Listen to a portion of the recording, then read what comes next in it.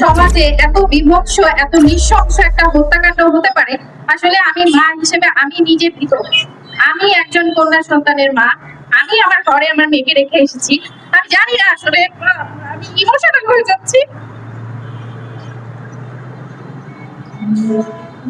আসলে যখন আমি নিউজটা দেখেছি, আমি কতটুকু কেঁদেছি আমি বলে বোঝাতে পারবো না আপনাদেরকে। আসলে আমার নিজের মেয়েটার কথা আমার বারবার মনে পড়ছিল। কিন্তু ওকে যখন আমি এখানে রেখে আসছি, এখনো আমার খুবই ভয় লাগতেছে যে কি হবে আমাদের এই দেশটা। তো আমার একটাই কথা, যাতে করে আসলে আমাদের এই দেশে এই যে নৃশংসতা হচ্ছে, এটার একটা দৃষ্টান্তমূলক শাস্তি হোক। আমরা যেহেতু আইনজীবী, আমরা এই সমাজের সচেতন নাগরিক, আমরা সচেতন নাগরিক হিসেবে আমি আমাদের সরকারের কাছে দাবি জানাচ্ছি যাতে সরকার খুব দ্রুত সময়ে এটার একটা দৃষ্টান্তমূলক শাস্তি নিশ্চিত করে। আমরা দেখতে চাই জনগণের সামনে জনসম্মুখে যেন এটা করা হয়। ধন্যবাদ সবাইকে। আজ পর্যন্ত আমরা দেখেছি শিশু এবং নারী নির্যাতন, ধর্ষণ এবং হত্যাকাণ্ডের ঘটনা ঘটছে।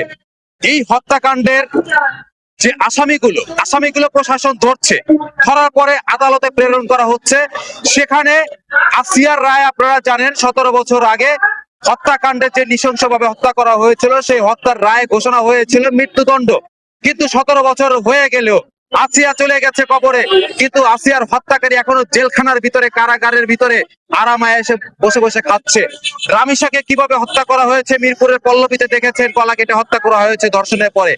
আমরা চাই এই হত্যাকাণ্ডের যে রায়, সেটা যদি বাংলাদেশ রাষ্ট্রের সংবিধানে যদি ফাঁসির রায় কার্যকর যদি না থাকে, তাৎক্ষণিকভাবে সাংবিধানিকভাবে এটার ফাঁসির রায় কার্যকর সংবিধানে ঘোষণা দিয়ে তাৎক্ষণিকভাবে যারা ধর্ষক ধরা পড়বে ঘটনাস্থলেই 72 ঘন্টার ভিতরে যেন তাদের ফাঁসির রায় কার্যকর করা হোক।